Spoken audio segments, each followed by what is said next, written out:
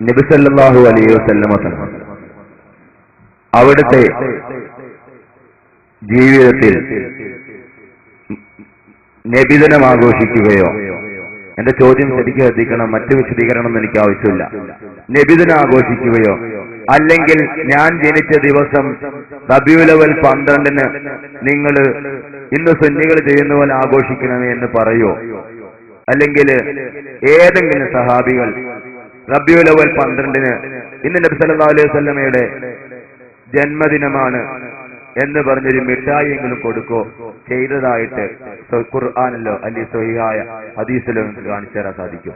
അതായത് ഇയാൾ ചോദിച്ച മാതിരി ഒരു ആയത്ത് ഖുർആനിൽ കിട്ടണം, ഹദീസിൽ കിട്ടണം. ഇന്ന് എന്റെ നബിദിനാണ്, അപ്പൊ ഒരു മിഠായി നിങ്ങൾ കൊടുത്തോളി എന്ന് പറയുന്ന ഒരു ആയത്ത് കിട്ടണം, അല്ലെങ്കിൽ അങ്ങനെ പറഞ്ഞ ഒരു ഹദീസ് കിട്ടണം. നമ്മൾ ഈ കരുതിയ മാതിരിയുള്ള ആയത്ത് ഖുർആനിൽ ഉണ്ടാവില്ല, നമ്മൾ കരുതിയ മാതിരിയുള്ള ഹദീസും ഖുർആനിൽ ഉണ്ടാവില്ല.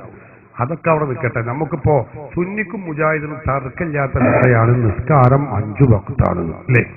അത് ഏതൊക്കെ 5 വഖ്ത് നമുക്കറിയാം. സുബ്ഹ്, ളുഹ്ർ, അതുപോലെ ഇശാ, അസർ, മഗ്രിബ്, ഇശാ, 5 ഈ 5 പേരെങ്കിലും അള്ളാന്റെ ഖുർആനിൽ ഒന്ന് പറഞ്ഞിട്ടുണ്ടോ? ബാക്കി അവിടെ കട്ടെ.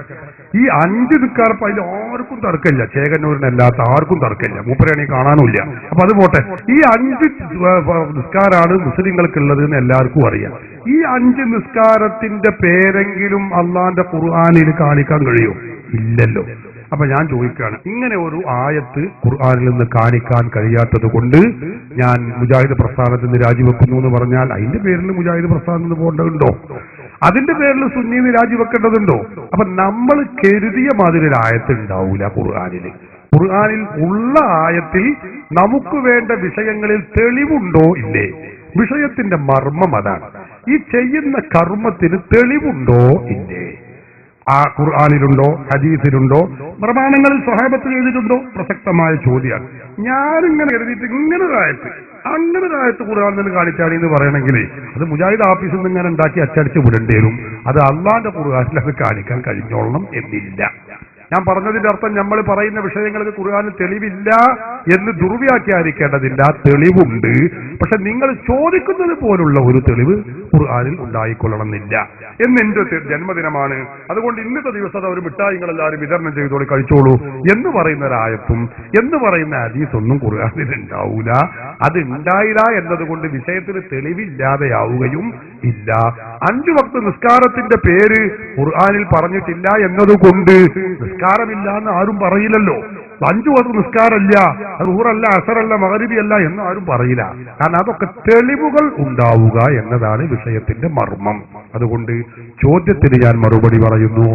ആരംഭ റസൂലുള്ളാഹി സ്വല്ലല്ലാഹു അലൈഹി വസല്ലമ തങ്ങൾ, ആ നബി തങ്ങളെ കുറിച്ച് സന്തോഷം പ്രകടിപ്പിക്കുന്ന ദിവസമാണ് റബീഉൽ അവ്വൽ മാസത്തിൽ 12-ഉം അതിന്റെ ശേഷവും അപ്പുറവും ഇപ്പുറവും ഒക്കെ മുസ്ലിങ്ങൾ ചെയ്യുന്ന ഒരു ആചാരമാണ്. ഇതിന് തെളിവുണ്ടോ? ഇത് ചെയ്യാമോ? അത് അനുവദനീയമാണോ? അള്ളാഹുവിന്റെ ഖുർആൻ സൂറത്ത് യൂനിസിലൂടെ നമ്മെ പഠിപ്പിച്ചത് കാണാം. എന്താ? ഖുൽ ബിഫദ്ലില്ലാഹി വബിറഹ്മതിഹി ഫബിദാലിക ഫല്യഫ്റഹൂ. ഖുർആൻ പറയുന്നു, പറയൂ നബിയെ, അള്ളാഹുവിന്റെ ഫദ്ല് കൊണ്ടും റഹ്മത്ത് കൊണ്ടുമാണത്.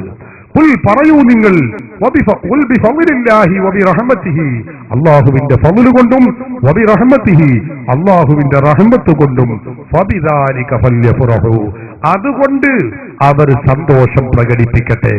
ഖുർആൻ പഠിപ്പിക്കുകയാണ്. അള്ളാഹുവിന്റെ ഫദ്ല് റഹ്മത്ത് എന്നത് കൊണ്ട് എന്താണ് വിവക്ഷിക്കുന്നത്?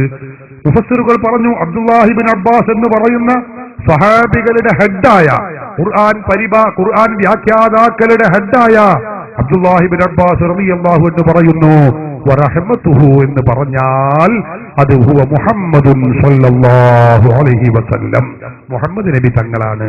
ഖുർആൻ തന്നെ പറഞ്ഞത് വമാ അർസൽനാക ഇല്ലാ റഹ്മത്തൻ ലിൽ ആലമീൻ എന്നാണ്. അല്ലാഹുവിന്റെ റഹ്മത്താകുന്നു മുഹമ്മദ് നബി. അതുകൊണ്ട് തന്നെ ആ റഹ്മത്താകുന്ന മുഹമ്മദ് നബിയെ കൊണ്ട് നിങ്ങൾ സന്തോഷിച്ചോളൂ, സന്തോഷം പ്രകടിപ്പിച്ചോളൂ എന്നാണ് ഈ ആയത്തിന്റെ ഉദ്ദേശ്യമെന്ന് മുഫസ്സിറുകൾ പഠിപ്പിക്കുന്നു. ഇബ്നു അബ്ബാസ് റളിയല്ലാഹു അൻഹു പറയുന്നു, തഫ്സീർ ദുർറുൽ മൻസൂറിൽ രേഖപ്പെടുത്തി വെക്കുന്നു, തഫ്സീർ റൂഹുൽ മാനിയിൽ രേഖപ്പെടുത്തി വെക്കുന്നു, മറ്റു പല തഫ്സീറുകളിലും നമുക്കിത് കാണാൻ കഴിയുന്നു. അതുകൊണ്ട് വിശുദ്ധ ഖുർആനിൽ അള്ളാഹുവിന്റെ റസൂലാകുന്ന റഹ്മത്ത് കൊണ്ട് സന്തോഷം പ്രകടിപ്പിക്കണമെന്ന് ഖുർആൻ പഠിപ്പിക്കുന്നു. ആ സന്തോഷം പ്രകടിപ്പിക്കുന്നതിൽ പെട്ടതാണ് റബീഉൽ അവ്വൽ 12 സന്തോഷിപ്പിക്കുന്നതും അതുപോലെ 11 13 എപ്പോഴായാലും ആ സന്തോഷ പ്രകടനത്തിന്റെ ഭാഗമാണ്. വിശ്വാസികൾ നിരന്തരം അത് ചെയ്തുകൊണ്ടിരിക്കുകയും ചെയ്യുന്നു. ഒന്ന്.